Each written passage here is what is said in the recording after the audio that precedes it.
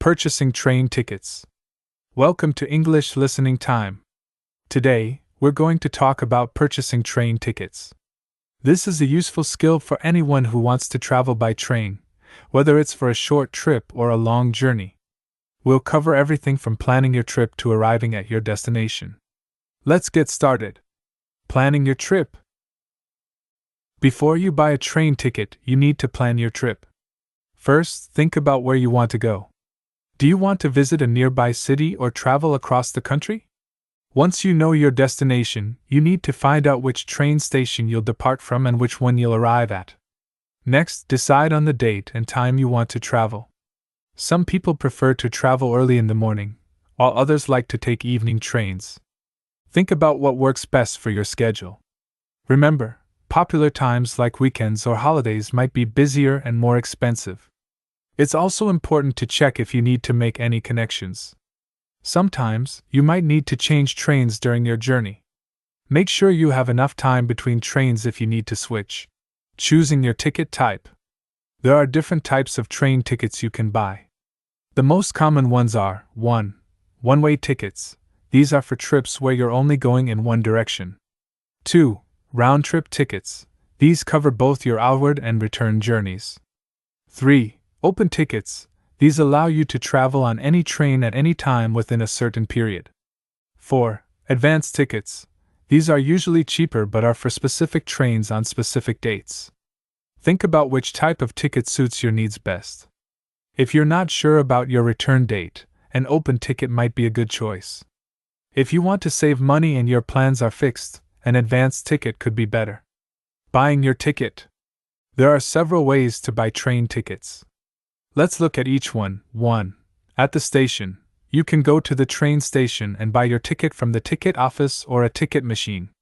This is good if you're traveling soon and want to talk to someone face to face. 2. Online. Many train companies have websites where you can buy tickets. This is convenient because you can do it from home at any time. You'll need to create an account and enter your payment details. 3. Phone. Some companies let you buy tickets over the phone. This can be helpful if you have questions or need special assistance. 4. Mobile app. Many train companies have apps you can download on your smartphone. These apps often let you buy tickets and store them digitally. 5. Travel agency. If you're planning a complex trip or need help, you can visit a travel agency. They can help you plan your journey and buy your tickets.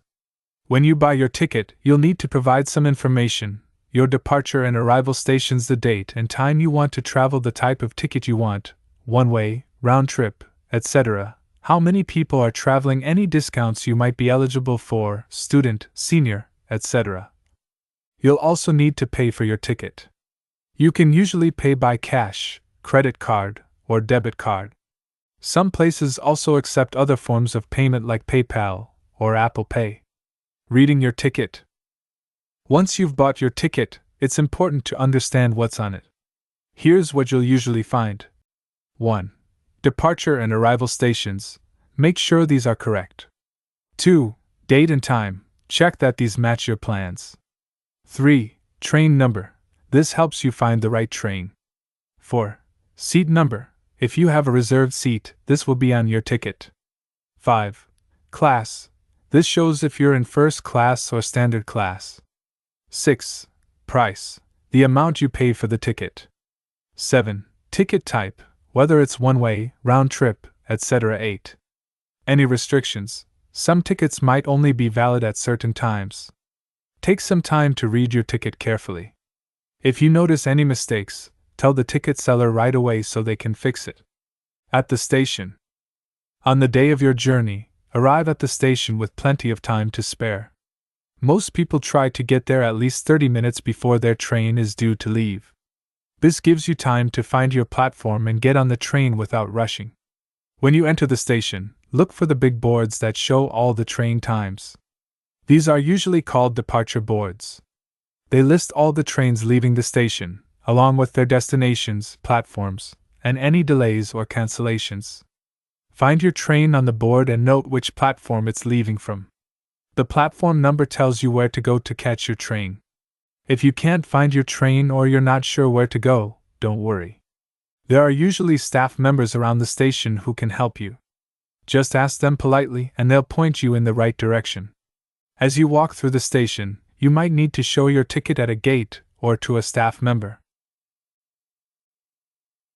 Keep your ticket somewhere easy to reach, like in your hand or in an outside pocket of your bag. When you get to your platform, double-check the signs to make sure you're in the right place. These signs usually show the destinations of the trains that stop at that platform. If your destination is listed, you're in the right place. While you're waiting, listen for announcements over the loudspeaker. These might give you important information about your train, like if it's delayed or if the platform has changed. Boarding the train. When your train arrives, wait for people to get off before you try to get on. This is polite and makes things easier for everyone. Look for the numbers on the side of the train cars. These match up with the areas on the platform where you should stand to board your car. If you have a seat reservation, look for your car number and then find your seat inside. The seats are usually numbered above the windows or on the armrests. If you don't have a seat reservation, you can sit in any empty seat that isn't marked as reserved.